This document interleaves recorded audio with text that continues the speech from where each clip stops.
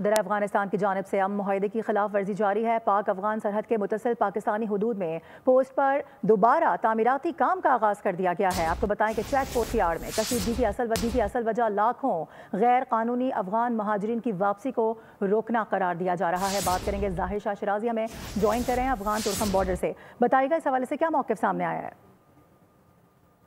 اس وقت ہم موجود پاک افغان تورخم بارڈر کے اوپر، اور آپ میرے پیچھے دیکھ سکتے ہیں کہ پچھلے 2 ہفتے سے یہ بارڈر مکمل طور پر بند ہے۔ سینکڑوں کی تعداد میں گاڑیاں جو ہیں وہ پاک افغان ہائی وے کے اوپر موجود ہیں، اور بارڈر کی بندش سے ایک اندازے کے مطابق تقریباً $3 ملین یومیہ جو ہے وہ نقصان ہو رہا ہے۔ یہ بھی بتاتا چلوں کہ افغانستان سائٹ کے اوپر ایک چیک پوسٹ بنانے کے بعد تنازع شروع ہوا۔ کیا مسائل ہیں؟ آپ کو ادھر کھڑے ہیں گاڑیاں؟ ادھر 14-15 دن ہو گیا بھائی، بہت زیادہ مسائل ہے، ہم کو بہت تکلیف ہے۔ ادھر رمضان المبارک ہے، بہت زیادہ تکلیف ہے۔ ہم بس جتنا پیسے ہمارا پاس تھا وہ سارا ہم نے کھایا۔ 17 دن ہو گیا کہ تورخم بارڈر سے کلیئرنگ بند ہے۔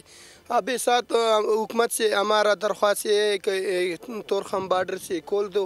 فائرنگ اور جو بمباری اور گولہ باری کے باعث ہم نے دیکھا کہ پاکستان کی سائٹ پہ سویلین آبادی کو نشانہ بنایا گیا، یہاں پر مسجد شہید ہوئی، اس کے علاوہ کئی لوگ جو ہے وہ مینا چینا اور اس کے ساتھ ساتھ دوسرے جو سرحدی علاقے ہیں وہاں سے جو ہے نقل مکانی کر چکے ہیں۔ بہرحال مطالبہ یہ ہے کہ دونوں ممالک کے درمیان امن و امان جو ہے وہ قائم ہونا چاہیے، اور اس قسم کی بارڈر کلیشز میں عام عوام کو جو ہے وہ زیادہ سے زیادہ جو ہے سہولت دینی چاہیے، اور ان کو ان قسم کے مسائل سے بچانا چاہیے۔ بہت شکریہ اپڈیٹ کرنے کے لیے۔